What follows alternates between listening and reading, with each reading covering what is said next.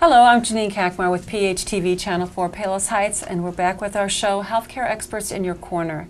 And today we're joined by two speech pathologists from Advocate Christ Medical Center. We're here with Kim Funk and Christine Murphy. Thank you for joining us today. We're going to talk about something that you guys specialize in. Tell us a little bit about, first of all, what your background as a speech pathologist, Kim. What is it that first of all, how do you become one? How did you get the job that you have today? I'd be happy to. I've been practicing for 16 years as a speech pathologist. 15 out of those 16 years I have focused exclusively in the healthcare industry. Okay. I work at Advocate Christ Medical Center right here in Oak Lawn. As a speech pathologist, we receive training in the ability to provide rehabilitation services to patients who have various levels of impairment in different areas of functioning.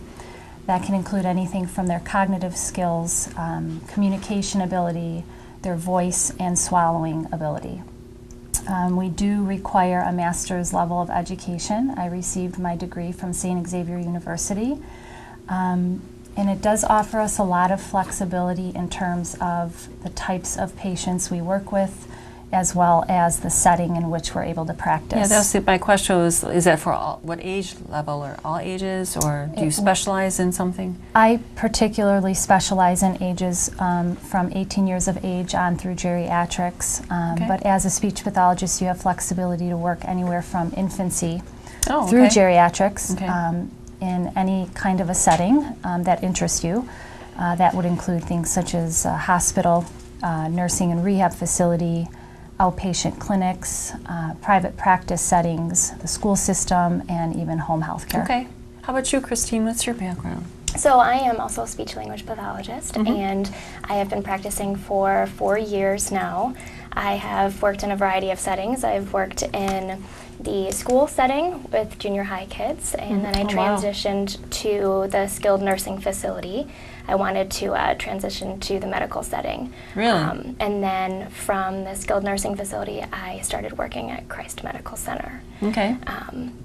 I received my Bachelor of Arts at St. Mary's College of Notre Dame and went on to get my Master's at Eastern Illinois. Okay. And since I've worked at Christ, I've been developing my skills in the stroke population Okay. the most. I've been part of the stroke committee at Christ Medical Center. I help Kim facilitate our aphasia support group and any sort of ongoing education with the stroke population. So one of the side effects, or I don't know if that's the right term I'm using, from a stroke or something like that is aphasia, right? Correct. And that's something you guys work with a lot. Can you describe for everybody what actually, that might not be a term that many people are familiar with. So what is actually aphasia? That's true, Janine. Unless you've had personal experience with the condition, a lot of times it goes unrecognized. But aphasia is an impairment that occurs to our language processing system. It happens after there's been some sort of damage to the areas of the brain that are responsible for controlling our speech and language center.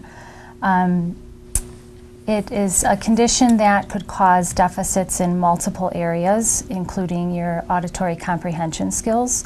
Meaning? Your ability to understand what Okay. people are saying to you. Okay. It can also impair your verbal expression ability and your ability to talk to get your words out. And it can also influence how you're reading and writing after there's been some sort of injury to the brain. Okay.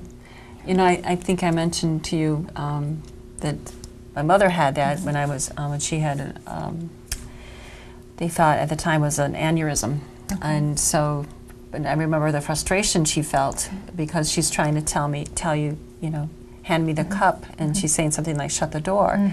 It was so foreign to me as a young girl, like, why can't she say that, you know? And so to have somebody who's able to understand that, you know, what was going on was such a benefit for her, because you know, speech pathologist, someone in your position could understand her frustration. Yeah, it's terribly frustrating, Yeah. and it's very isolating Yes. for not only that patient and that person living with the condition, but their family too. So, You're right. Yeah, it can be devastating. Yeah. So we talked, what are some other causes? We talked about stroke as a cause of aphasia. Are there any others? Yeah, there's a few more. So just like Kim said, Aphasia occurs from a result from any brain injury or illness. So, like we said, a stroke, traumatic brain injury, a TBI, different brain surgeries, aneurysms, progressive neurological diseases such as dementia. Okay. Those are just to name a few. Okay. So, what are some of the signs and symptoms of aphasia?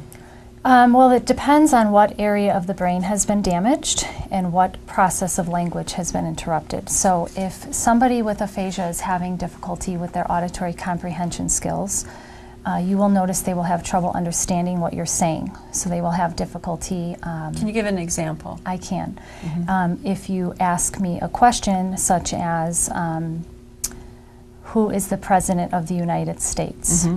If I have aphasia, to me, I might receive that information and hear it as something like, where is the presiding of the Jus Generis? Wow. So the words don't make sense to them. They struggle to comprehend exactly what is being stated. They have difficulty answering questions and understanding questions. They'll have difficulty following directions, and they would have significant difficulty engaging in conversation like this. Then how are they able to communicate that to you? How they are hearing things? Oftentimes, someone who has an impairment to their comprehension system will also lack awareness of that. So they will keep talking and engaging in conversation with you, and they may not realize that they're not understanding and that they're not being understood. There are situations, however, where if the comprehension impairment is mild, you can ask them basic questions and say, are you having trouble understanding me? Am I making sense to you? And they may have some ability to do that. Another sign of aphasia is somebody who's really struggling to talk. So if their verbal expression system has been interrupted, when they try to speak, their speech can be very effortful, very halting. As you stated with your mom, you gave great examples about how they try to say one word and the wrong word will come out. So if I ask you for a cup of coffee, instead of the word coffee coming out, the word water might come out, or something even more unrelated like bathroom. When they speak, there are times where their letters in the words that they're trying to say also can be transposed, where they're then formulating nonsense words.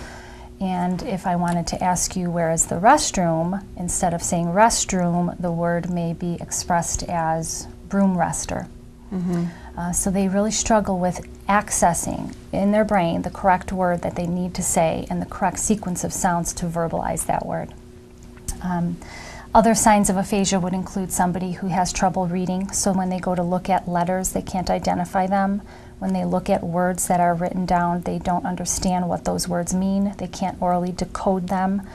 And we also see similar impairments with their writing system. The same thing they're trying to do with accessing the word to express it. They have difficulty accessing those same words to write them down on paper. So they have trouble spelling the word, and when they try to formulate words to put into sentences, it's a lot of nonsense words on paper as well.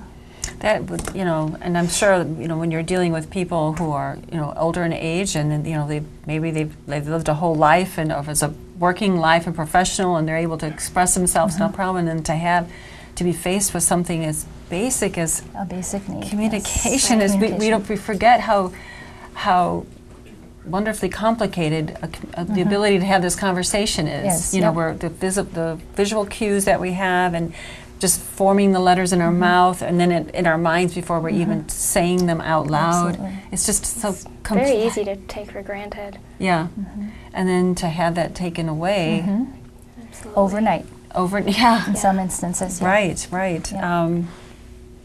So what is the prevalence of aphasia? So there is an estimated about 180,000 new cases of aphasia diagnosed each year in the United States. That's a lot. Yeah, That is it a is. lot. Yeah, it's a lot. Currently, there is 1 million people living in the United States with aphasia right now. And what's interesting is a lot of people have never heard of aphasia until they actually have their own personal experience with it. Yeah, that was a new word to me as well. Are there different levels or stages of aphasia, or? There can be, yes. Yeah. We usually characterize it anywhere from using a severity rating. Okay. It can be very mild aphasia, moderate, severe, or profound. Okay. And that information is usually obtained once they are seen by a speech pathologist and we go through comprehensive testing. So is that how is it diagnosed? That was the other question. Yep, good question. If somebody is suspected of having aphasia, typically they'll be seen first by a physician. It's often a neurologist who specializes in pathology of the brain. They will perform a history and physical exam, and then they will usually order a scan to be done of their brain, a CAT scan or an MRI. If the aphasia is identified during all of those assessments by the doctor, they will typically consult a speech pathologist. And then we will step in and do pretty comprehensive testing, looking at all those areas that we mentioned: auditory comprehension, verbal expression, reading, writing. And the purpose of that evaluation is for us to identify essentially what areas of the brain and what functions have still been relatively preserved versus what areas have been quite damaged, so we can develop a plan of care and know what we need to do to start helping them. Okay. What treatment is available? Yeah, that's a great question. So as speech-language pathologists, we provide aphasia therapy, which is us aiming to improve those language systems to help somebody communicate a little bit easier. Therapy may be more restorative for some or compensatory for others. So What do you mean by that? So restorative approach to therapy is restoring language systems that were lost. And then compensatory strategies for language systems that we may not be able to get back.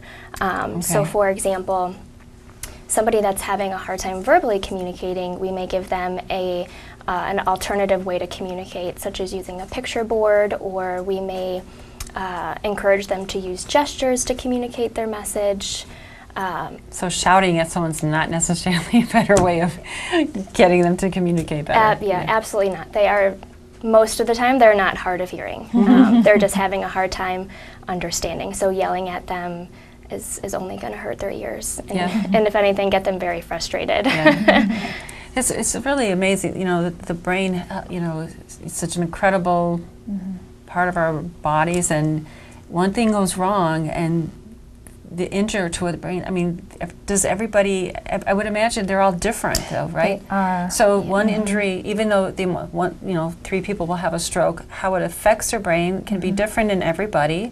So how do you account for the different variables in recovery? Our treatment plan is generally identified based on what we're observing during the testing and the assessment process, what strengths they still have that they can that can be used to help facilitate processes of communication, and ultimately the goal of the patient and the family. So they're a big presence in our plan of care. We want to do what is important to them and help them achieve those goals. So, well, like what Christine was talking about, when how the tips on like the family, talking about family, that is a huge part because they're the ones who are caring for them. Correct. How do they deal with someone, because that's new to them as well. How do they effectively communicate? I think you mentioned a bit, Christine, or you started to, and I think I interrupted you. But how the tips on communicating effectively with someone with aphasia?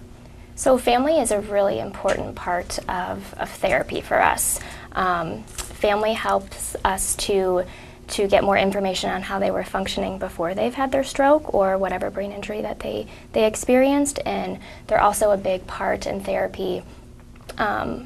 We like to train them as well in different compensatory strategies so they can easily communicate with their family member and reduce any frustration that the patient might have or that the family they might have as well. And the family member may not be able to figure out what they need in the moment. So using these strategies helps them at home when the patient is discharged to communicate their wants and needs. So this treatment is in while they're still a patient. So you said now when they go home, what is available for them as resources then? We typically will try to have the family begin to be involved in immediate therapy sessions when they're still, in our case, in a hospitalized setting. Once they are medically stable from whatever brought them into the hospital, whatever the medical condition is that they have acquired, we will usually recommend what level of care might be most appropriate for them to continue to receive therapy services. There's various levels of care. Okay. Acute inpatient rehab is one level of care where those individuals can receive therapy 5 days a week for 3 hours a day Wow. of speech therapy, physical therapy, and occupational therapy. It's a pretty intensive program. Yeah. There's various criteria that goes into what somebody will qualify for. For patients who can't tolerate that intensive of a treatment program, they can be referred to a subacute rehab facility where they don't have to necessarily maintain the 3 hours of Okay. treatment a day. Some patients are high functioning enough where they can return home with their loved one and then return to a hospital or a clinic to receive outpatient care. Okay. So it just depends on a lot of factors, the severity of their condition, what kind of social support they have, and what we think would be the most appropriate next step to get them moving in the right direction. Okay. And what is there the support group as well? Yes, yes. So we, Christine and I, run the support group at Advocate Christ Medical Center. It's a support group that meets the second Thursday of every month from 4 to 5. We developed this several years ago. We just really felt there was such a need for this in the community. We've spoke already about how devastating of a condition aphasia can be and how isolating it can be. And the purpose of our support group is to be able to bring people together who have aphasia and their families to join and be amongst people who understand what they're going through, Yeah. who've lived and walked in their shoes.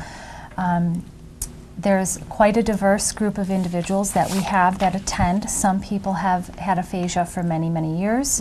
Some people have received an aphasia diagnosis just more recently. We welcome them and their families. We've done a lot of different things during that monthly support group. We tend to enjoy just being very informal and casual and taking that time to share experiences, to talk about our frustrations, to help support individuals through what they're having difficulty with. And then we've also done other things where we've been more active in the community and done different events. We've had guest speakers come in, Okay. neurologists come to our group and have talked about stroke and aphasia. We have viewed documentaries on aphasia. We've had some of our members attend community events for Okay. aphasia. We've done a little bit of volunteer work at our Ronald McDonald Home as Okay. well. They love doing things for other people Oh, nice. who are also Yeah. experiencing, a life-altering situation. And I think what I was probably most proud of for them, a couple years ago, we put together a presentation on aphasia that they were all a part of that was opened up to the public in the local community. So for people, these individuals who had gone for a long time not being able to talk, to get on a platform Wow. and speak in front of a group was really impressive. And very rewarding, I would imagine. Yeah, it is. It Yeah. is, yeah. I mean, is there a cure for aphasia? There really isn't any kind of a cure. It's something you will typically always live with. Through therapy, some people do receive a pretty full recovery, and then other people generally will still live life with some level of impairment. Okay. Yeah. All right. So, what other resources are there in the community for? Yeah, for so those? there's many out there. Some other organizations that exist are the National Aphasia Association. There's the American Speech Language Hearing Association, and then there's also the Aphasia Hope Foundation that is out there to provide any information or education and increase awareness on aphasia. And they have websites, I'm imagining. Yeah, absolutely. Okay. All right.